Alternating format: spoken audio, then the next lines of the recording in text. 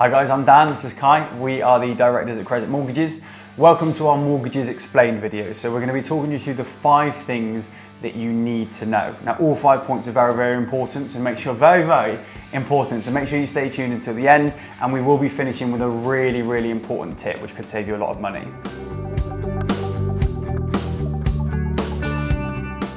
Before we jump into it, just to remind you that we're not YouTubers, we are mortgage brokers. So although we're trying to give free, accessible online content, we are here to assist you with your mortgage. So if you need to have the initial consultation, you have any questions, you're thinking about buying a property in the future, you can drop us a message, head to the website, give us a call, and we will come back to you and talk you through and tailor everything to your circumstances specifically. So, Mortgages Explained today. Now, there are a few different angles that we can come at this from. We have made other videos talking you through the full mortgage process, kind of how you get prepared to buy a property, and then once you found a property, the entire mortgage process, which is important to understand. We're going to touch on that in a second, but this isn't really the main purpose of this video, is it? No. We're going to be talking you through, basically running through the 5 key questions that you should be asking and understanding, and we're going to be answering them as well, but we will just touch on the mortgage process very briefly. If you want to see it in more detail, you can head over to the other video, which hopefully might be popping up on the screen right now. As far as the mortgage process goes, quick overview, we always say start by finding a mortgage broker before you do anything else. Yeah. So before you start looking for properties, before you work out how much you can afford, speak to a mortgage broker, complete your initial consultation, and they are going to take some information from you and basically talk you through everything. What's going to be achievable, how much you can borrow, what deposit you'll need, some of which we're going to come onto today, and answer all your questions and get you ready to start your property search. Along with that, obviously, you're going to need to kind of save your deposit, make sure that you're comfortable that the mortgage is going to be affordable based on, doing a little bit of budgeting yourself. You start your property search. Once you've found a property, we then start the mortgage process, don't we? Yep. So you apply for the mortgage, you instruct your solicitor, who will oversee the legal side. That will all move forwards. Hopefully the mortgage is fully agreed. Solicitor does all their legal work, which can take quite a while. And then after however many months, when the mortgage is agreed and all of the legal work is done, when everyone's ready, you then become the legal owner. You complete, you get the keys, you move into the property, and then the mortgage starts and your mortgage payments will start to be taken. Given we've made a 25-minute video on that, that was quite a nice, quick... It's a whistle stop. Yeah, it was whistle stop, Which is fine. To say the least. For this video, that's So like I say, if you need a more in-depth idea of the process, check out the other video. So, you go. Okay. I guess that we've broken down, what, 5 key questions that people should ask? Or I guess... These are 5 things you need to know, and they're the questions that you should be asking your broker or asking yourself to work out what's going to be achievable. So we're going to go through the 5 questions and we will answer them as well. Obviously not everything is tailored to you specifically. So like I say, if you need to have kind of a conversation tailored to you, get in touch. Drum roll. I've not got it, So do you want to start with number 1? So what's the first thing they need to know? The first question that you should be asking and answering. Yeah, is how much can I borrow? Seems obvious, generally speaking, it's probably a question that you've either already had or thought about or maybe looked into. Until you know that, you've got absolutely no idea what house and flat property prices are within your budget. How much can you borrow is normally, when Dan mentioned the process earlier, that first conversation with a broker or your bank or whoever you're checking with, whatever financial entity you're checking with, how much can I borrow is often part of that first conversation or consultation. Probably the main thing that people are looking for, among others. Yeah. This is going to be kind of some loose advice, but this will give you some guidance if you just watching this video want to come away and work out how much you think you might be able to borrow. So lenders will have 2 different ways that they assess affordability, and you need to meet both of these to borrow the amount that you need. So the first one, and this is probably going to be the easiest one to work out and explain to you kind of on a brief YouTube video, is each lender will have a maximum number of times your salary they can lend to. So, and that's if you're employed, that's your annual gross salary before tax. So for example, depending on how much you earn and depending on the size of the deposit that you put down, because those 2 things can impact the lender's threshold, and some lenders have different income multiples to others. So one lender might lend you 4 times your annual salary, another lender might lend you 5 times your annual salary, potentially kind of best case scenario. So you're going to fit somewhere within those. So let's say, for example, you earn £50,000 annual salary, or potentially combined, you and your partner, between you earn £50,000. This will vary again depending. If you've got a bigger deposit, lenders will generally go a bit higher. But a fairly good kind of starting point is that lenders will lend around 4.5 times salary, won't they? It's a starting point. Yeah, could be a bit higher, could be a bit less. So if you're earning £50,000 and a lender is willing, and based on your situation, to go to 4.5 times your salary, then they will lend you £225,000. Are you doubting me? I've just my maths isn't what it used to be. I'm deteriorating fast. So they would lend you £225,000, and if that's their maximum, if their cap is 4.5 times your salary, then they cannot lend you more than that cap. So £225,000 would be the limit based on a £50,000 salary. In this example. In this particular example, there are worlds where lenders could potentially lend you 4.7 times your 4.75 times your salary, or 5 times your salary. Yeah. Occasionally higher than 5 times your salary, but you would be very limited, and that doesn't work for everyone. And again, some lenders aren't as generous, or if your salary is under a certain threshold, or if you're only putting down, let's say, a small 5% deposit, some lenders might cap at maybe 4 times your salary. But you're going to be kind of somewhere within in there as far as the income multiples. That's the first assessment. Assuming you meet that, and they'll lend you X amount based on income multiples, you also have to meet the second calculation. If you don't, then they're not going to lend you right up to that limit. So the second one is the kind of month-to-month affordability assessment. So it's based on your disposable income, how much money you're going to be, so after tax, how much you have available to you each month, what your mortgage payment will be, what your bills are, what your credit commitments are, do you have children, that's going to be an additional cost, all of those things, and will then kind of determine if they are willing to lend you right up until the 4.5 times your salary, or if they actually feel that they're not willing to go up to that limit, and in which case it could be lower, couldn't it? Yeah, exactly that. Yeah. Thanks. So, so, for example, a lender might be willing to lend you 4.5 times your salary as standard. So, salary 50,000, they might be willing to lend you 225,000. But if you've got 2 kids, you've maybe got a couple of £100 a month childcare costs. You've maybe got, a car finance of £300 a month, and a couple of credit cards with a couple of £1,000 balance.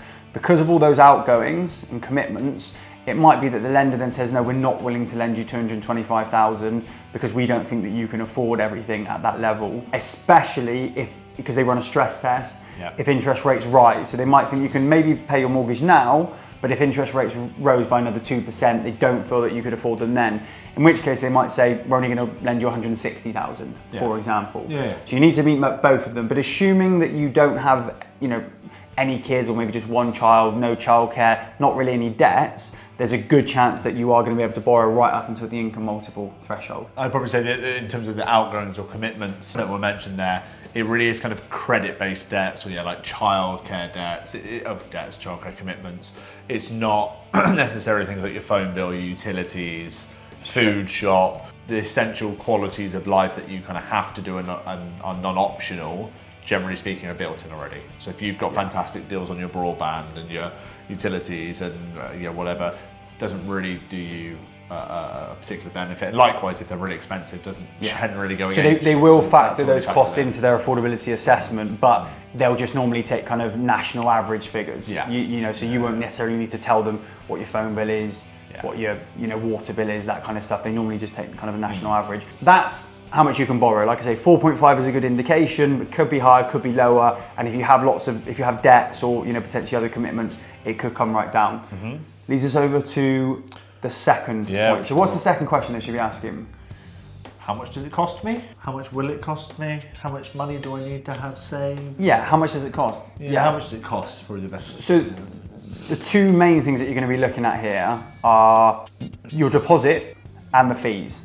Pretty much. That's how much it's going to cost you to actually buy the property. Obviously, there'll be more costs once you've become the owner of the property, but to actually become the owner of the property, the main cost is going to be your deposit, and then there will be some fees which we can kind of touch on quickly as well. You can split that to two, wouldn't you? Deposit exactly. And fees, split that separately. Do you want to touch on the deposit?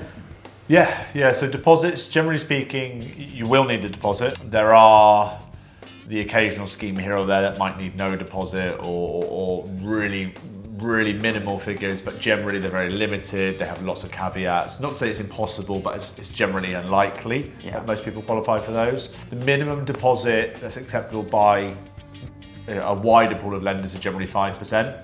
Your next kind of deposit level is every 5%. So 5% being the minimum, 10% you open up more, 15% more. And what I mean by more is more flexible criteria, better interest rates, higher levels of lending, like how much we can borrow. I think Dan mentioned smaller deposits are a bit tighter, bigger deposits they're better. Yeah. And it is every 5% increment that makes a difference to that criteria rate, whatever it may be. So 5% is your entry level as a rule of thumb. Every 5% on top that you can put down will make things better and better and easier and easier. Yeah, so for example, where I said a lot of lenders will lend you maybe 4.5 times your salary, but if you're only putting down the minimum 5% deposit, some of them might just cap at 4 times your salary. Whereas if you put down a 10 or a 15% deposit, that same lender might then be willing to lend you more. So it's the bigger the deposit, the better. But if you've got a 5 or a 10% deposit, it is okay, but just make sure you kind of discuss that with your broker. Yeah. That's the deposit. As far as the cost of buying a property, so people are terrified of hidden costs. We have made another video regarding in more detail regarding the kind of cost to buy a property, so you can check that out. So we're not going to get into everything now.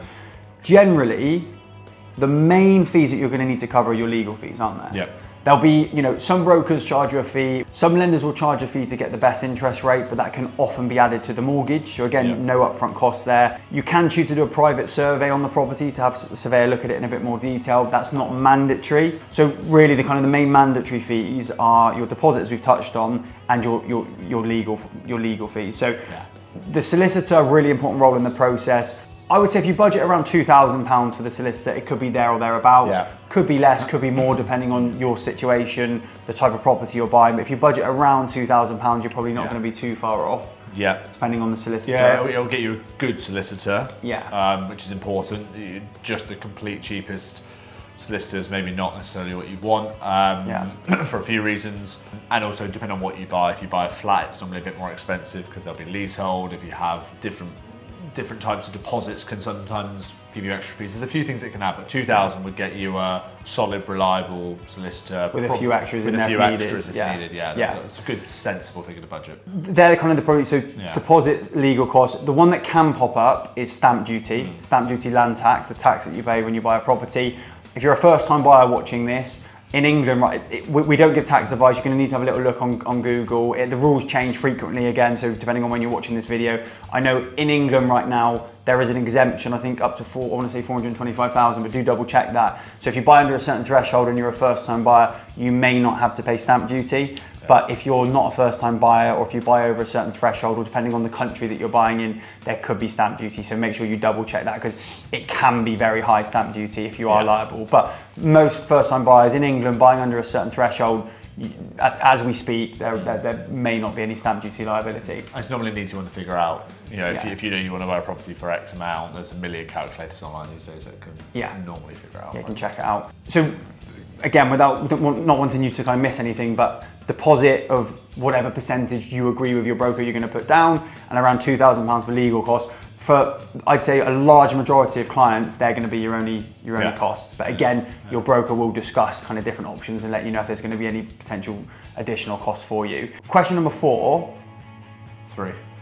How much can I borrow? Well, blow me down. Cost, mate? That's God, we're dragging this one out, aren't we? That's right, mate, I'm on it. Okay, what is question? Ask me. What is question number 3? No, ask me question number 3. Right. Are you alright? Yeah, fine. How do I choose my scheme or product or interest rate or whatever you want to call that? So quick overview, we touch on this in a lot of videos, but this is an important decision you're going to need to make. There's scheme and term. They're two different things. Yep. Term is how long you spread the entire mortgage debt. So most commonly could be somewhere between 25 years, 35 years, maybe 40 years. That won't make any difference to your interest rate. That's purely how long you're spreading out the mortgage balance. And at the end of that term, the mortgage will be gone as long as you've continued to make your mortgage payments. There's pros and cons. You can choose if you want a longer term, which will keep your payments down because you're spreading out the debt. But the longer the term, obviously you're going to have the mortgage to an older age, and you will actually end up paying more interest because you've got it over a longer period. So that's your term. The scheme, again, do have or are releasing a video in a bit more detail, a lot more detail. But the scheme is what type of interest rate you're going to move on to start with. So fixed or variable, short term or long term. So you could go for a 2-year variable, following the Bank of England base rate. You go for a 2-year fix. You could go for a 5-year fix. It's up to you, and you and your broker can make the right decision for you. Again, if you need more help with that, check out the other video. But once that scheme ends, so if you go for a 2-year fix, you'll then need to shop around for another deal, and you'll do that every few years. Well, whenever the scheme ends, you'll do that throughout the term of the mortgage. So you go for a 2-year fix, when that ends, you'll shop around, you'll move on to another scheme, which can be whatever you want. That could be a 5-year fix, it could be another 2-year fix, it could be a variable, and you'll do that every few years throughout the term of the mortgage. Yeah. Do we need to give a bit more information on how to pick the right scheme, or do you think maybe let them watch the other video? I mean, watch the other video, by all means. I guess having the conversation with probably your broker. Banks generally don't always give advice. So if you are talking to the bank directly, you might not get a lot of help here. But if you're talking to a broker or someone that can give you advice, there'll be questions that you go through there that will dictate what maybe suits you, because it is specific to you. We could give you loads of examples. It probably won't fit you. Yeah, I guess but the 3 things that you're going to need to consider when you decide what scheme you go for. Number 1, the economy, the market, what you and your broker between you think is going to happen to the market. You know, if you think that interest rates are going to fall drastically, then maybe you won't want to tie yourself in for a long fix, because it won't give you the opportunity to shop around. So, you know, we will keep an eye on what we think is going to happen to the economy and the market, but obviously no one knows for sure.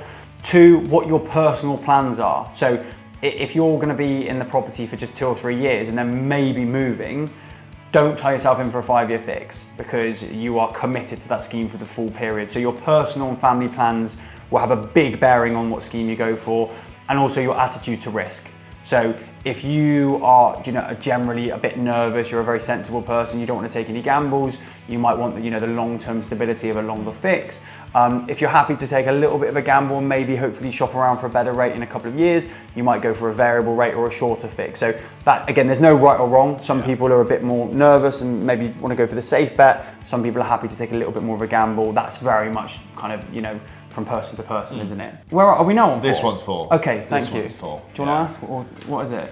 Because I don't remember. How long does it take? How long does the process take?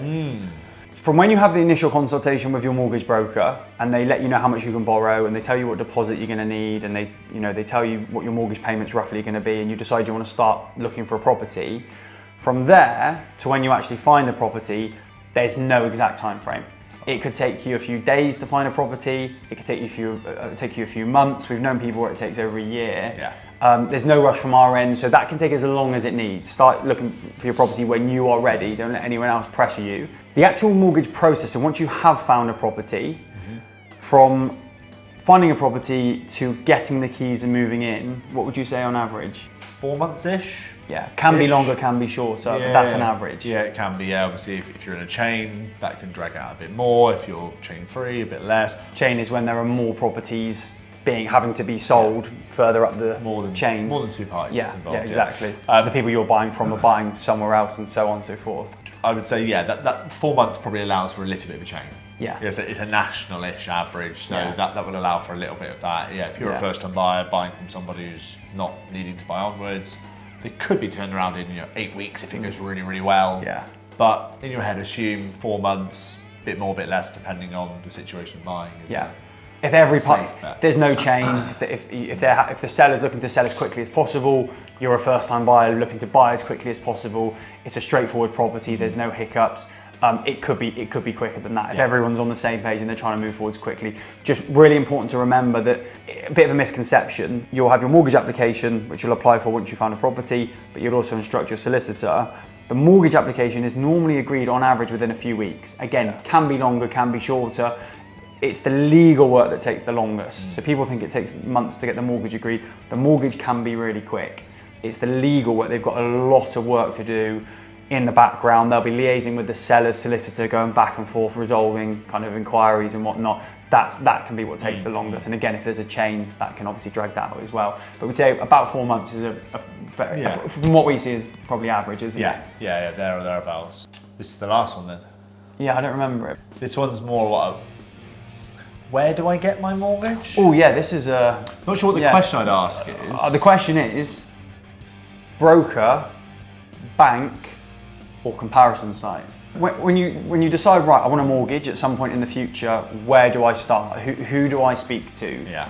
The three main kind of routes that people will go down initially are they'll find a broker, they'll go to a bank, often their own bank, or they'll go online, comparison site, and then that comparison site will give you, different brokers, different rates, and then it will kind of shoehorn you in the direction that you're going to go. 90+% of people are going to probably do one of those three.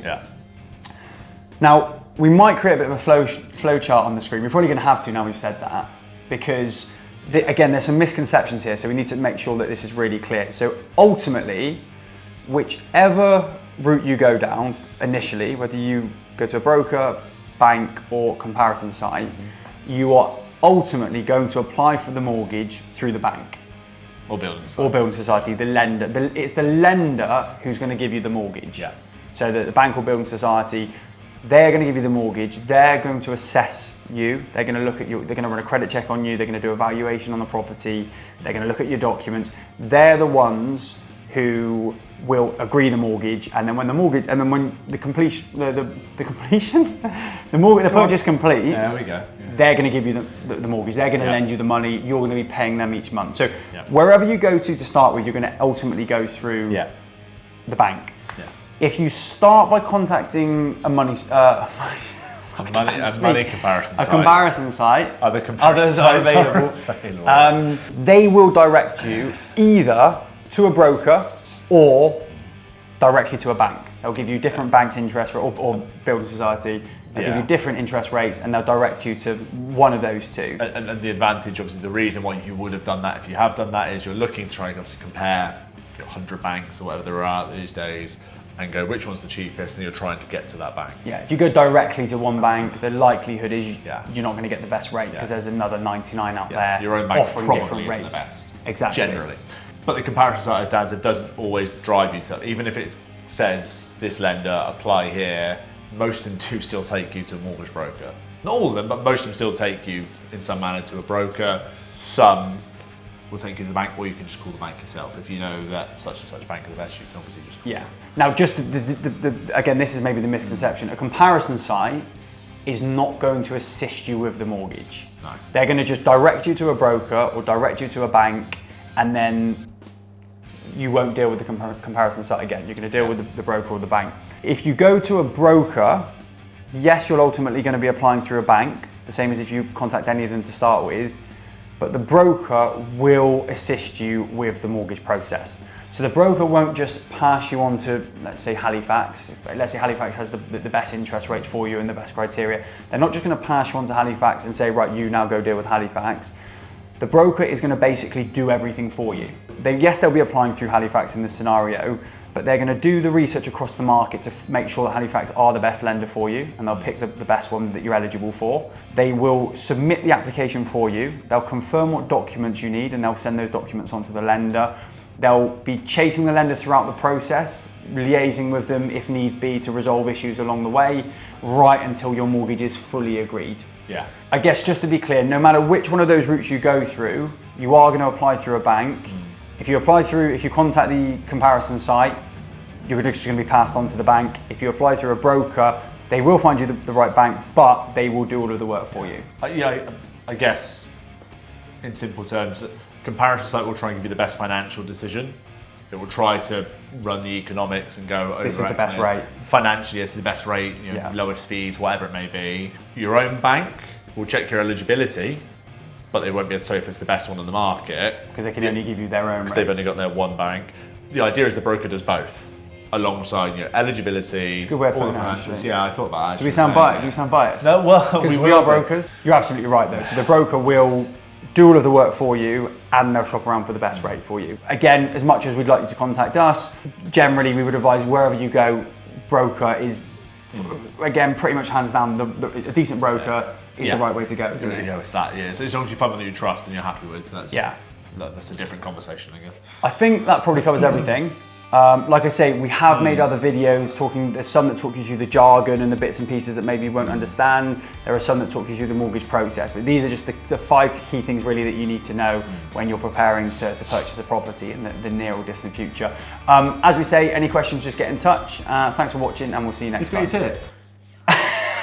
You forgot the tip. He always does this. I don't always do this. He does this. First time he's forgot it. Okay, The reason I forgot it was because there's a really important tip that we're having to discuss with all our clients. A lot of people aren't aware of it. And we're actually, the last couple of videos we filmed, we're using the same tip because we don't know if you're going to watch all of these videos, and we really want to get this one out there because I think this could, for some of our clients, especially in the volatile market in the last year or two, has saved some clients a huge amount of money. Thousands. Do you want to explain it this time? Because I've already done it twice. It might sound slightly different. Okay, fine. So when you apply for your mortgage, at that point you fix your interest rate. So let's say you picked a fixed rate at applying for a mortgage. That is then locked in. And what I mean by locked in is it can't go up anymore.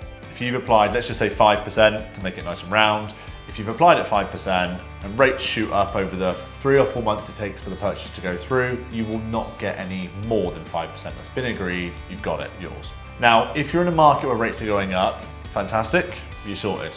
If you're in a market where rates are going down, some people are worried that they're locking in at, let's say 5%, but 4 months later it might be 4.5% or whatever it may be, and you're worried that you've missed out a little bit. Before the mortgage is started. Before the mortgage is started. So you haven't got your keys, you haven't exchanged contracts, you haven't got to the end yet, but you're getting close. Now, between applying and that 4-month window roughly of you getting the keys, if the rates come down, the majority of lenders will let you switch from the rate you applied to the lower rate. So if that is 0.5%, hopefully you can come all the way down, and most lenders will let you do that with limited to no additional checks. Most. Some will want to check a little bit, some want to check a lot of detail, and the idea is you have that conversation with your broker if you're going through a broker, or the bank directly if needs be, to see if there's any risk of you losing it should you try and change. But most of the time you can simply go 5%, can I change to 4.5%? And normally fresh offer issue, 24 hours or whatever it may be, good to go, and you saved whatever that is a month on a 200,000, 300,000 pound mortgage, which over a couple of years is a lot of money. A lot of people don't know that. A lot of people think they secure it, they've got it, great, that's it, and they missed out. You do have a window right up until, in theory, completion when you get the keys, although we'd say you probably want to give yourself at least 2 or 3 weeks just in case you do get a lender who does want. What I would say though is that in our case, your broker won't always know exactly where you are in the process right towards the end. So let them know. So when you know that you're approaching the end of the process, let your broker know, or if you've applied directly through a bank, let the bank know and ask them to do a rate check to see if their rates have gone down. If they have, I can't speak if you apply directly to a lender, we don't know for sure, but I know with us as a broker, with most lenders, we can just change over to the lower rate. But always try and give a few weeks notice before the end of the process, just in case the lender does need to see, up-to-date pay slips or have a few additional questions. But that's a really, make sure whoever you apply with, even if it's not us, make sure you have that conversation. Thanks for watching. Now you can wrap up. Sorry about that. Thanks for watching, and we will see you next time. Thanks a lot.